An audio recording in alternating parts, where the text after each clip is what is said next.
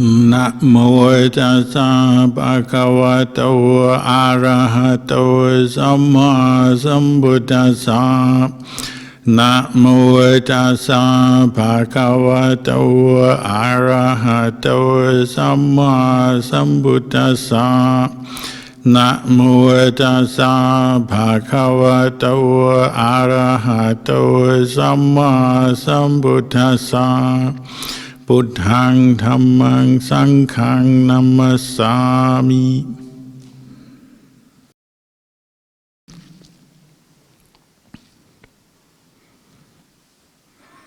One of the familiar symbols for anyone practicing Buddhism is the Bodhi leaf or the Bodhi tree. And the tree that the Buddha was enlightened under, that you can find all over South Asia, Southeast Asia, and there are a few in Australia and around the world as well. The Bodhi tree is officially titled Ficus religiosa. It's a member of the fig family. And it's a tree that in Asia grows quite easily. The birds eat the seeds and drop them, and you see them growing all over the place, sometimes even out of the side of buildings. They say when Ajahn Chah was born, a Bodhi tree sprang up at the foot of the staircase up to his wooden house in northeast Thailand. And it's typically referred to as a symbol of enlightenment, because it's the tree the Buddha sat under on the night of his enlightenment. And the Buddha even sat gazing and stood gazing at the Bodhi tree after his enlightenment during a period of time where he just quietly meditated. He wasn't teaching yet, and he meditated reflecting on his enlightenment experience, the peace of it, the bliss of the liberated mind. But also, he said, with gratitude to the tree, the Bodhi tree, that he sat under, and it shaded him, protected him from the sun and the rain, and so on. And the Buddha reminded us that he was born under a tree, a sala tree, and he died under a tree, as well as becoming enlightened under a tree. So Buddhism and trees kind of go together.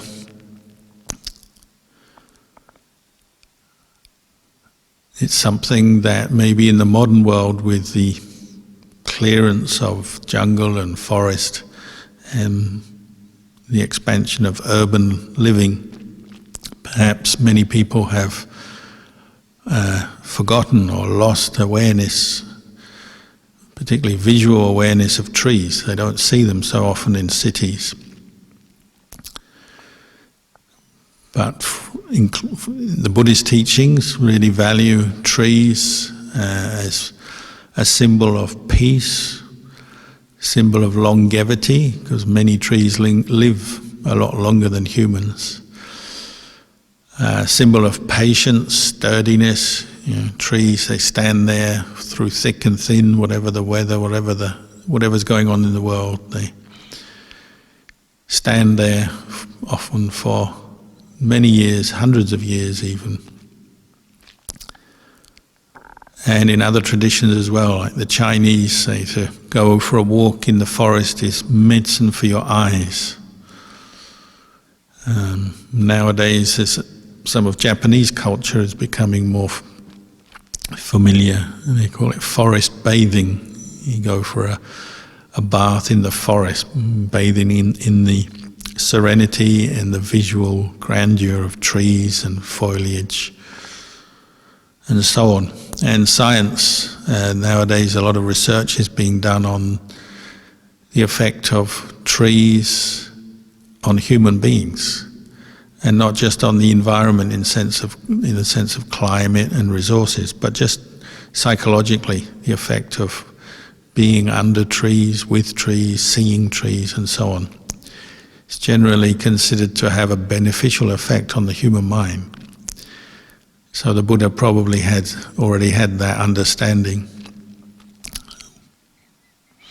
This year we're planting many trees, over 500 trees at this monastery, on some of our vacant land, and our monastery in Adelaide, they have already planted over 3,000 trees. There's a lot of cleared land there that is available for tree planting.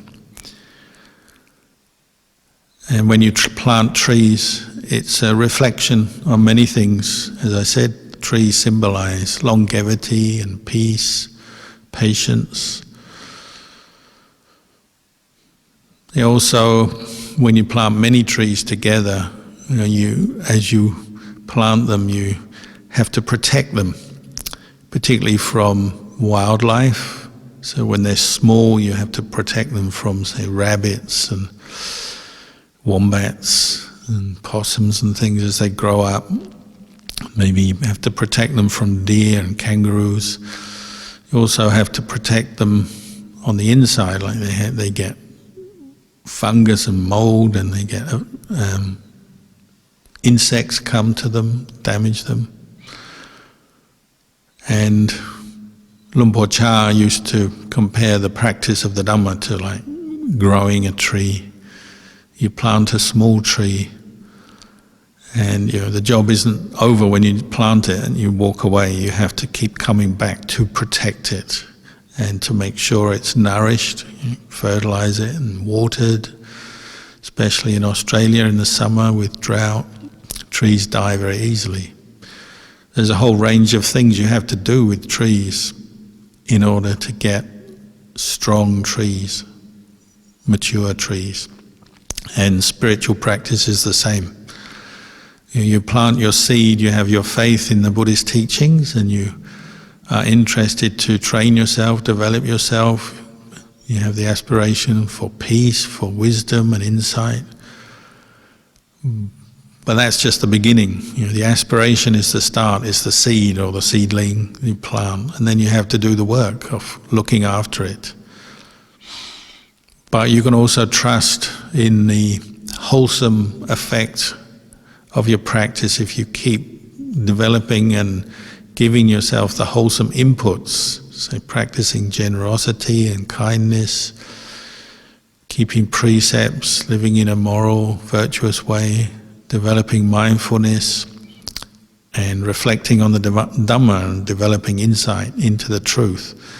We can trust that the effect of all those qualities being developed continuously and regularly will naturally flourish in the mind, becoming clearer and brighter and purer and more peaceful.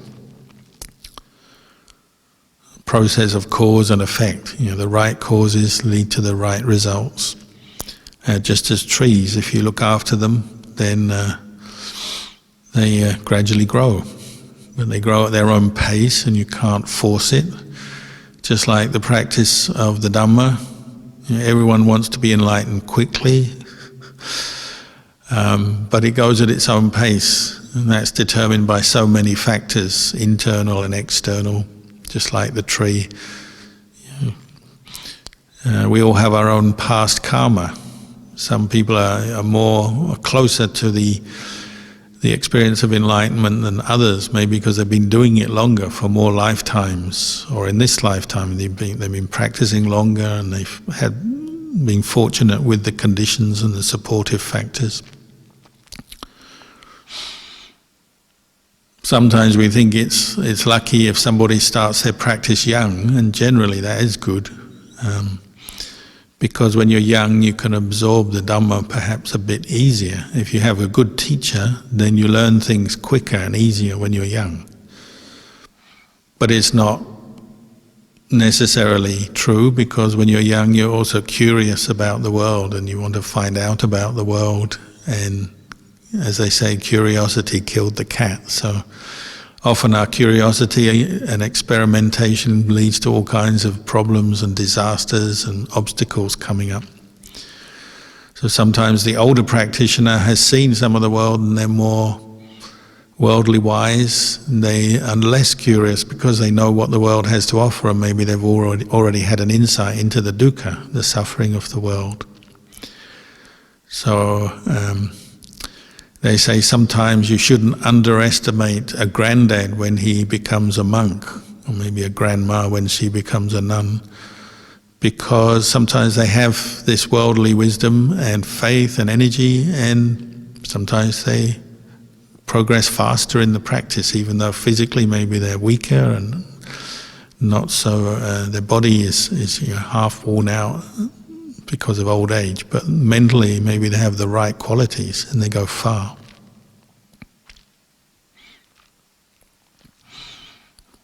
Another thing you learn from living in the forest and planting trees to make forest is how every tree is different.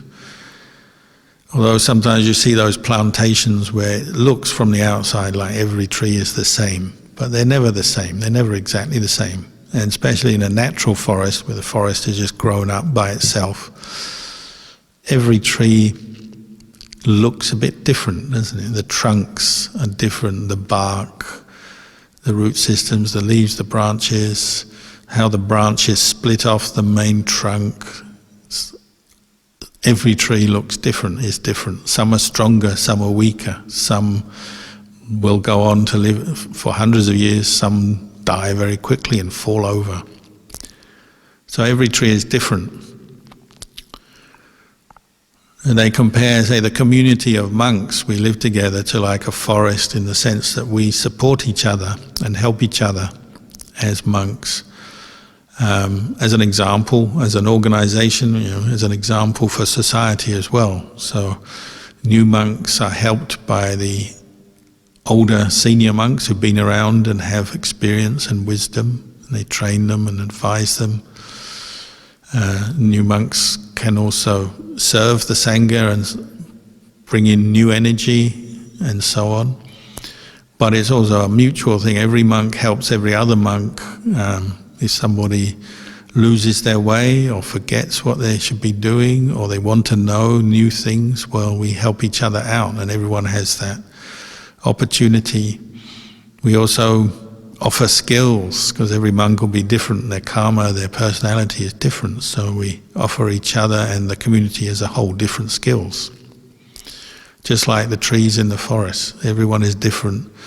But when you have a lot of trees together, they support each other. So like here where we live in the Yarra Valley, you get, especially in the winter, you get these storms that howl through maybe for a whole day and a whole night, very strong winds and rain, and the trees support each other.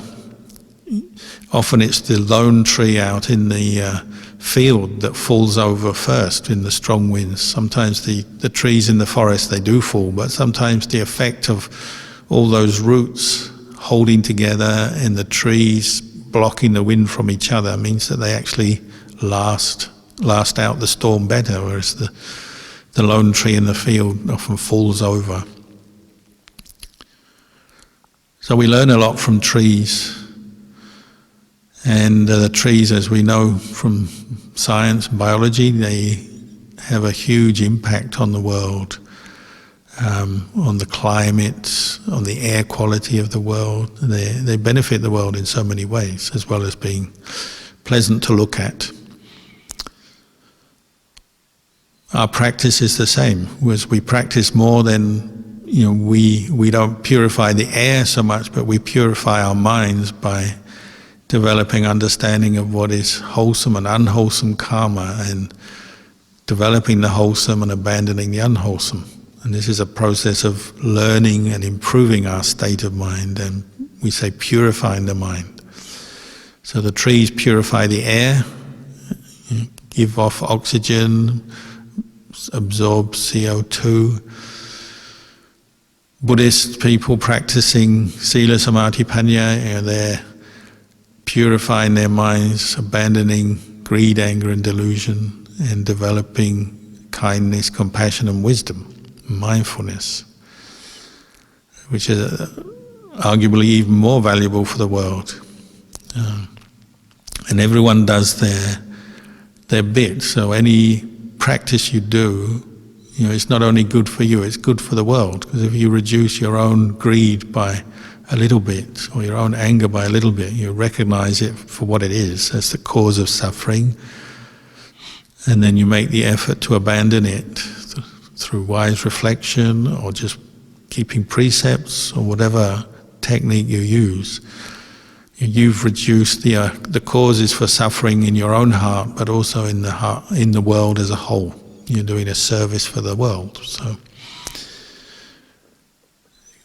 beings who have reduced their amount of greed, anger, and delusion, even if not fully removed from their hearts yet, but they're a very rare but valued resource in the world, because they are going to be more peaceful than the rest, and maybe can give some good advice and support to the rest of the world.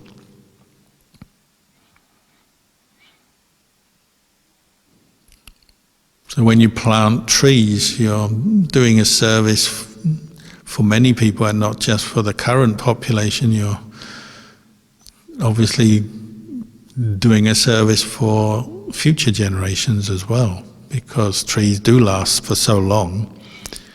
Once a tree is planted and established, it might last hundreds of years. So not only will you see it and benefit from it, but your friends, other people, and then your children, or the future generations of people can benefit from that. So it's a great service. You could say it's a gift. It comes from an act of kindness and recognition of the importance of looking after the world, the earth, the resources of the world, the climate, the environment.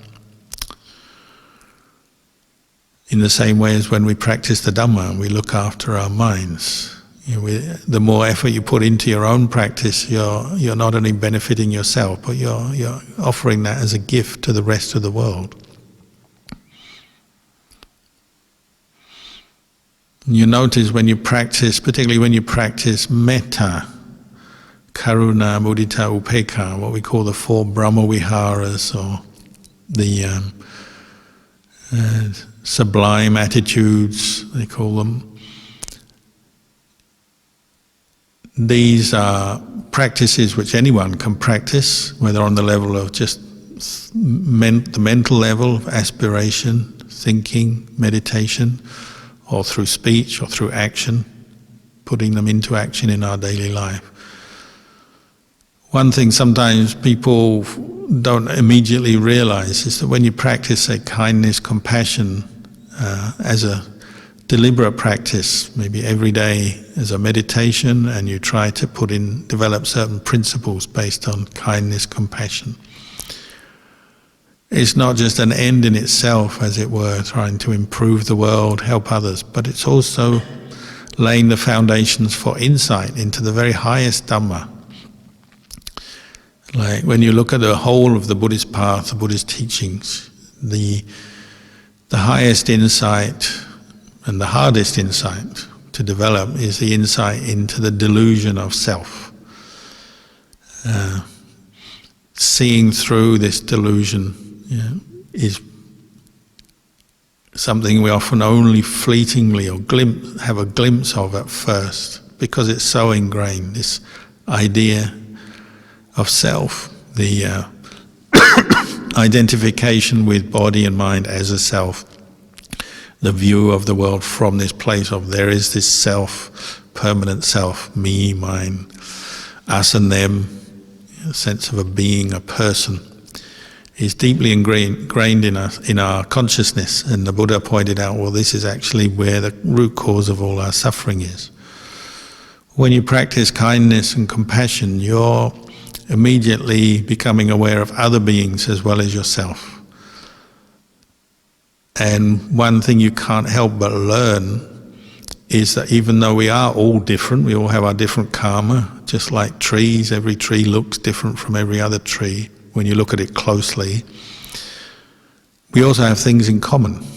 So like trees, we call them trees because they do have many things in common. Human beings have many things in common. And when you practice the Brahma Viharas as meditations and as attitudes that you develop in daily life, you can't help but notice what we have in common with other people, even though we do have our differences as well.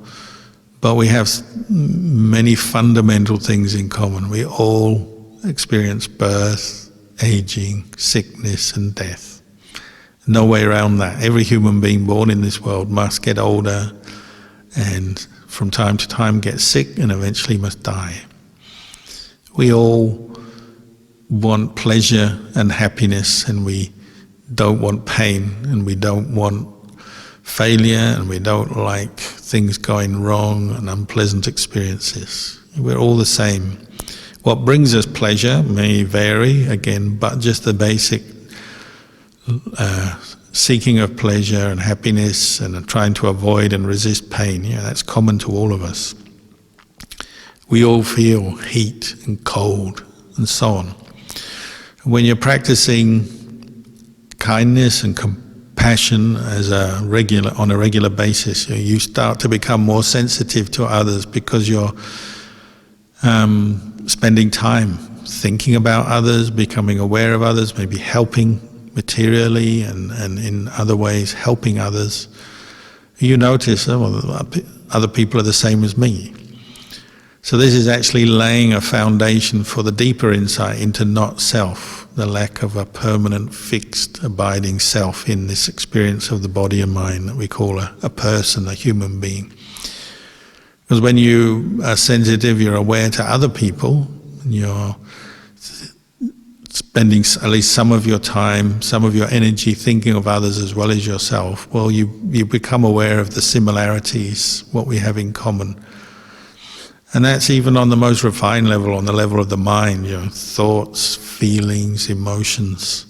Just as we feel pain, painful mental states, suffering, other people do.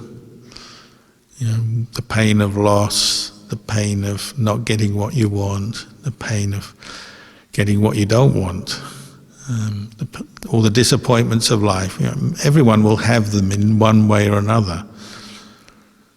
There's nobody born in the world who just has gain and no loss, only gets praise and no criticism, only gets more power and status and never loses any of it, only gets pleasure and never gets pain. There's no such person. We all get a mixture, and that's part of human existence, living in this world.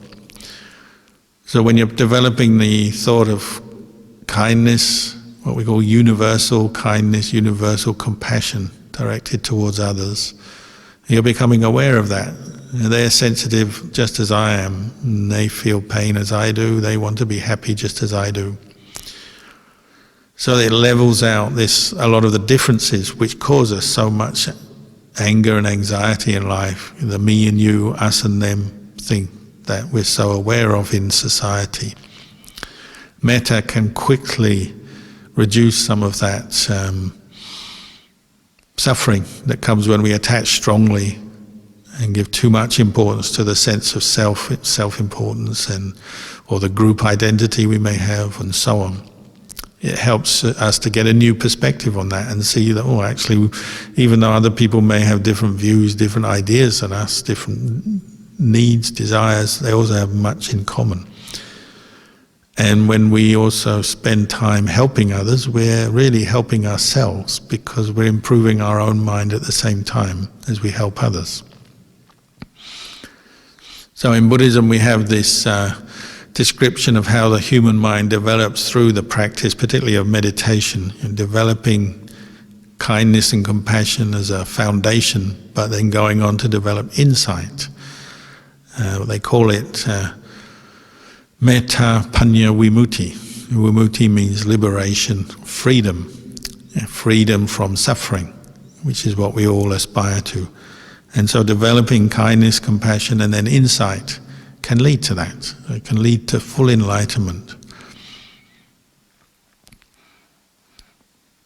in practical sense, it helps us to live together and not spend too much time, competing with each other, fighting, arguing, struggling with each other. And so wherever there is suffering in the world, the most extreme suffering might be a war or armed conflict. Well, those qualities have disappeared for many people. They may still be there in the background, because even in a war, you can meet people who are practicing kindness and compassion at different times. But in general, it's disappeared for a while. But not just in a war, that's the most extreme kind. It can be in politics, it can be in the workplace, it can be in the family. Wherever there are people, wherever there are two people, or three people, or four people, well then conflicts and competition can arise. But when we go in the opposite direction and we develop kindness, compassion, and then insight as well, what we're doing is countering this tendency towards this constant friction and suffering between people that we experience in any group of people, the family, the workplace, or even between nations, or between footy teams, or whatever it is. When I was a kid, long time ago, when my mum taught me to set the table for dinner, the old traditional way is always you have a knife on one side, a fork on the other, and a spoon for either a soup or dessert or something. I'm not sure people do this anymore. I guess in restaurants, cafes, you still might get that. Sometimes nowadays they just throw it down and let you sort it out yourself. But you had a certain system in the old days, what was considered correct. You have your knife, your spoon, your fork. And it just shows you, if you're going to eat a meal, all of those three implements are useful to get the meal eaten well, successfully. You need your spoon for liquids, you need your fork to hold things while you cut with your knife, and you need your knife to cut. And living together as human beings is a bit like this. The way to do it is not make everyone exactly the same. It's impossible, because we have different characters, personalities. But when you practice metta and karuna, you start to appreciate the differences and see what you can do, what you can offer, what your particular strengths, and what you can offer your family or your workplace or wherever you are. And you can also appreciate what others have to offer. Even enlightened beings are like this. If you read about the time of the Buddha, the stories of the great arahants, the monks and nuns, they had these 80 asceti savakas, the 80 elite, what they call the leading arahants in the time of the Buddha, the leading enlightened beings. And they all had something in common. They're all human beings, and they all perfected the Buddhist path and became fully enlightened. They reached Nibbana. And Nibbana is the highest happiness because it's eternal, lasts indefinitely, so there's nothing better for a human being to aspire to. But they all achieved that. But they were all considered slightly different. They had different characters and skills and knowledges. Some were good at meditation and developing samadhi and psychic powers. Some were very good at developing wisdom and analysis. Some were great teachers. Some were very quiet. Some were good builders. Some were good at organizing things. Some were good at teaching monks. Some were good at teaching lay people. Some were good at giving really long, detailed explanations. Some were really good at just giving very short, brief statements. They were all different in one way or another, and we say they were foremost in one thing or another. So like say someone like Anuruddha was foremost in the divine eye. Through his meditation he developed this ability to see beings in other realms. And each arahant had their own particular skills and character. And that's the same today. In any group of people, everyone will have their own skills. When we harmonize and work as a whole, then you can get many good things done. So just like the knife and the spoon and the fork can all help to get a meal done, even though they're all different, in a family or a workplace or a monastery, you learn to develop your skills not only for yourself but for others, and then we can do more. You think, how has the world advanced to this point?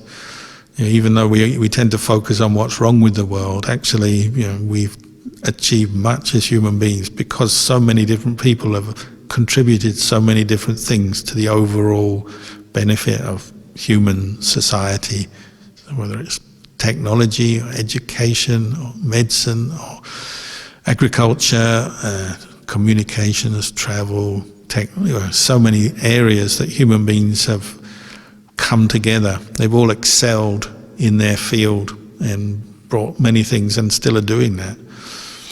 In our spiritual practice, it's just the same.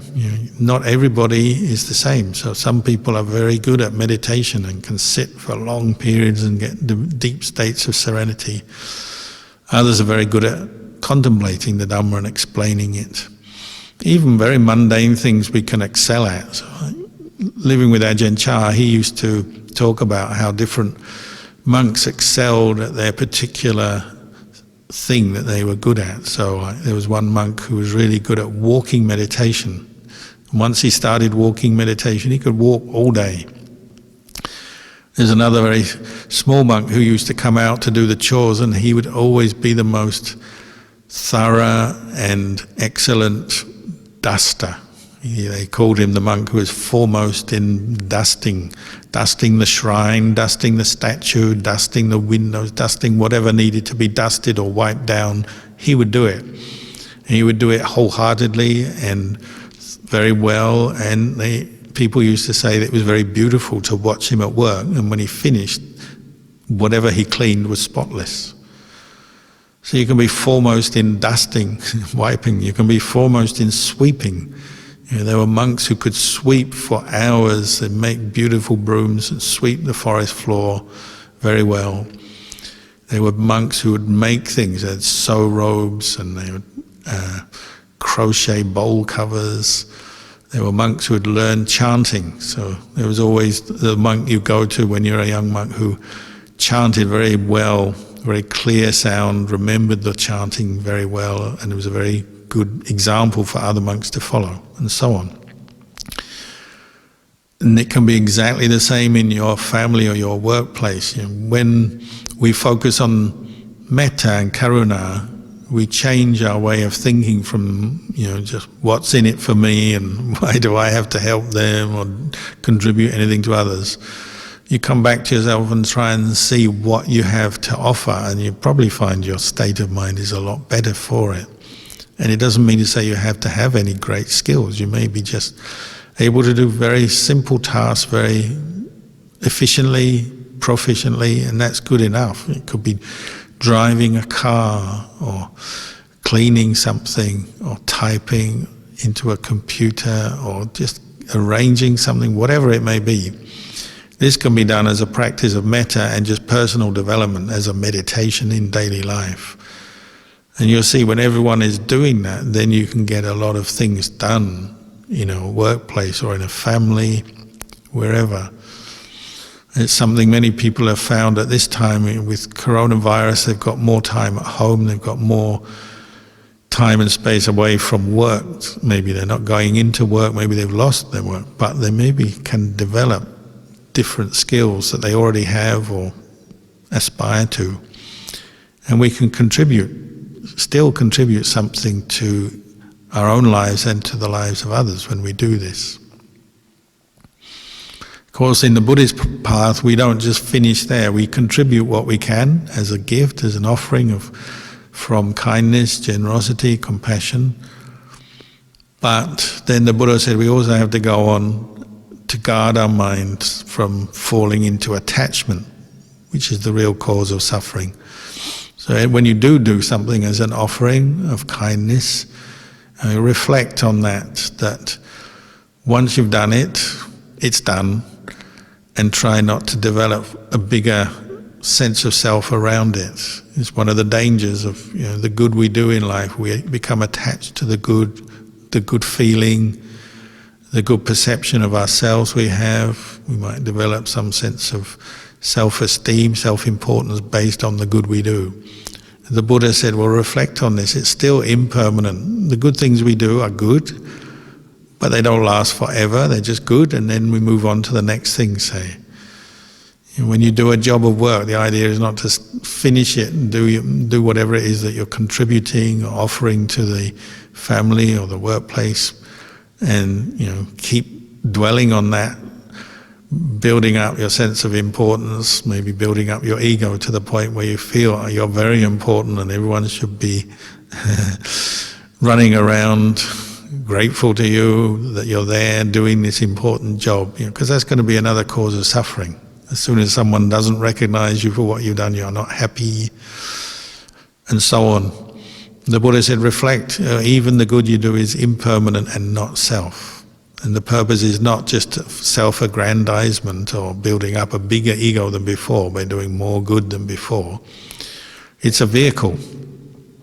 We do good in different ways to help, partly to help us let go of the opposite, so let go of our anger, selfishness, some of the coarser mental states that cause us so much suffering.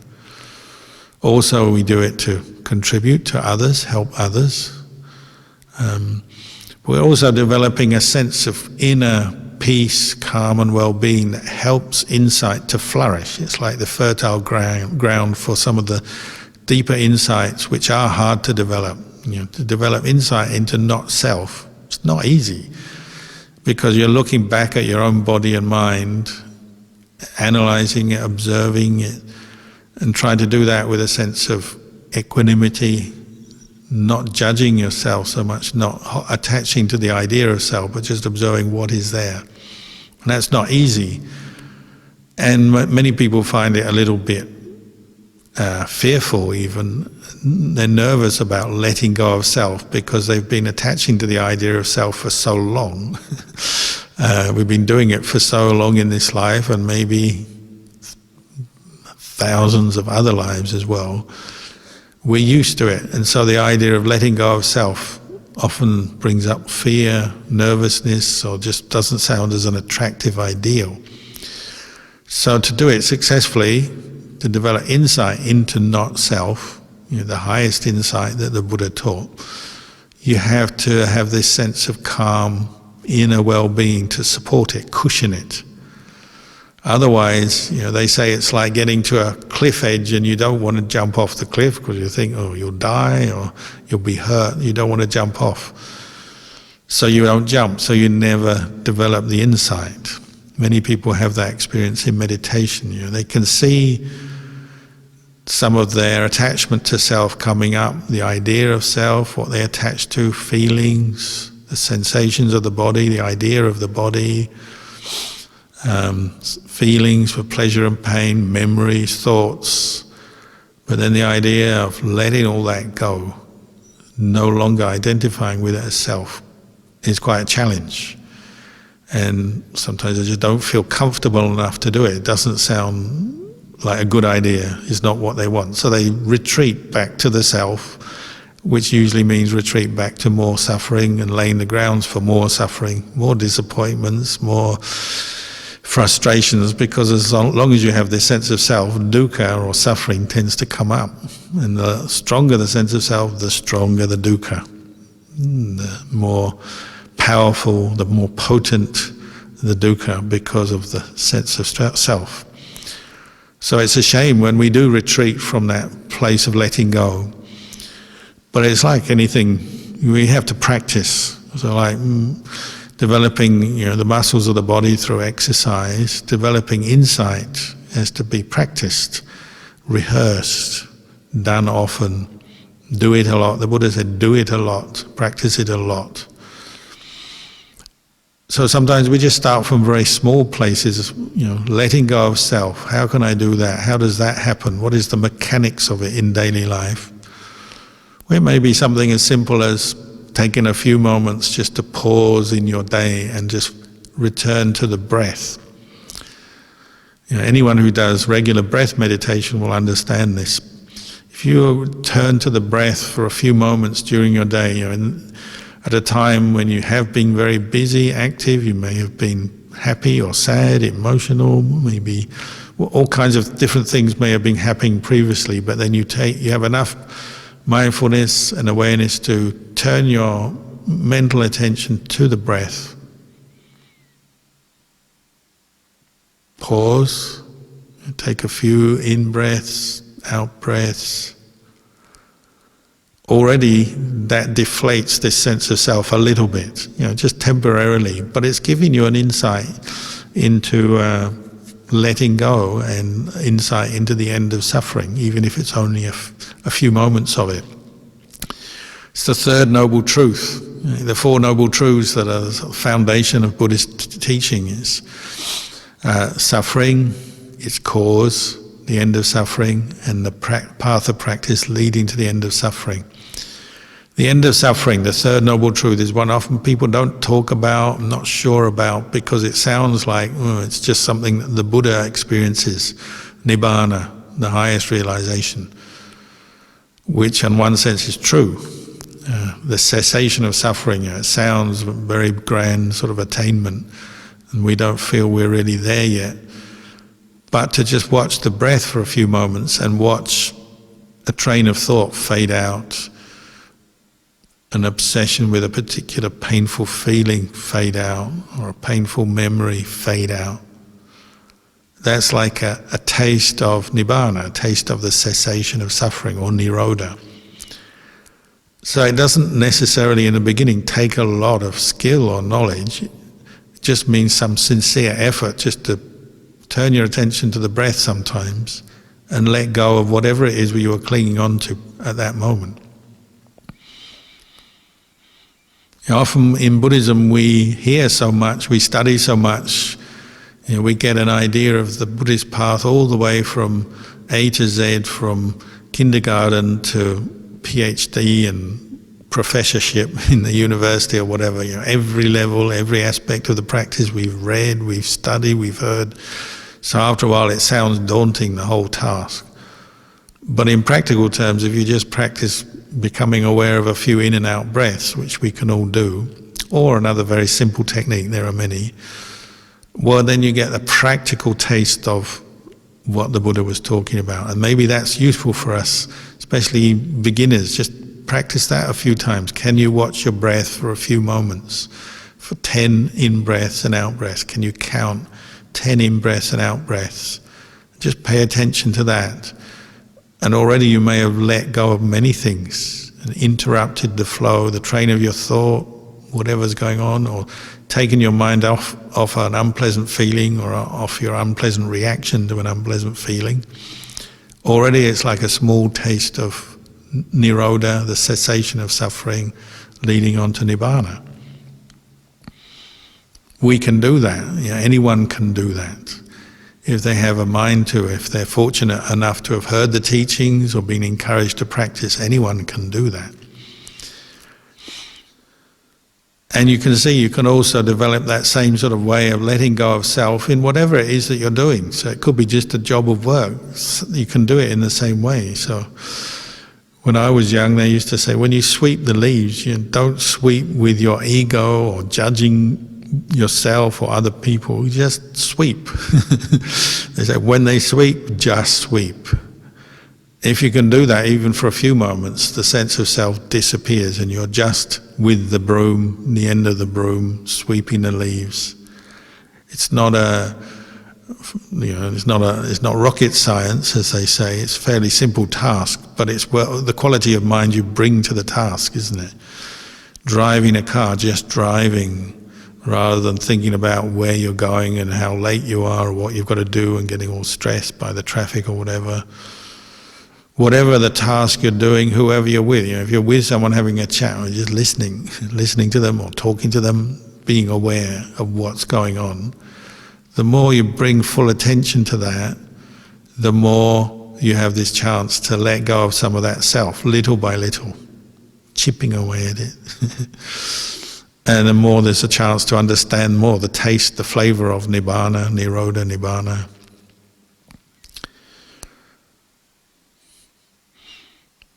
Again, because we're doubters about this, sometimes you do it, You might even do it successfully. You're mindful of the breath for a few moments or a few minutes. But then you have the doubt, is well, I can only do it for a few moments or a few minutes. I'm never going to do this the whole of my life. It's too difficult. I haven't got it in me. Often we have that tendency towards negativity, towards this self. It's another form of self-identity. So it's a practice. Keep doing it and keep working at it patiently. You have to have that patience and appreciation. Really, time is another construct of the mind. When you're mindful and letting go of this sense of self, time can disappear. Any meditator will have that experience if they're putting sincere effort into their practice. As they're sitting or walking meditation, the whole sense of time can disappear. So it's no longer a sense of, oh, this is going to take so long, Nibbana is so far away. It's just becoming aware in the present moment of the breath or whatever you're putting your attention on, watching thoughts arise and pass away in the present moment, and so on. And the sense of timelessness arises, and that's the Dhamma. We chanted it tonight, Akaliko, the Dhamma is timeless. Our society and our culture, unfortunately, conditions us to always be thinking in terms of time. I do this now so that I'll get this at some point in the future. How long will I have to meditate before I get peaceful? How long will I have to practice Buddhism before I get peaceful? I'm doing this now for something in the future. Whether it's Buddhism, meditation, or just a job of work, or socializing even, we're like this, aren't we? We're always thinking in terms of time, and we suffer because of it. Wherever the sense of self comes up, we suffer. So if we attach our sense of self to time, well, we'll suffer with that.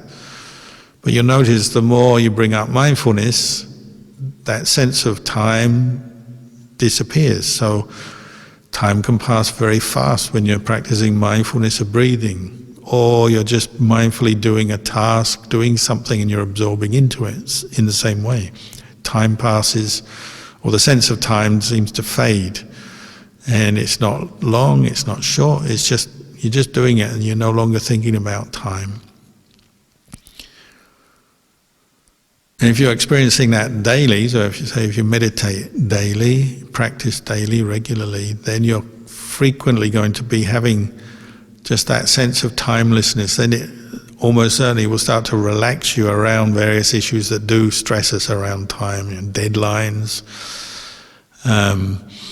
thoughts about the future, what I've got to do, and I've got to do it in this span of time, and I've got this task to do, and then I've got to go there, and the appointments I've got.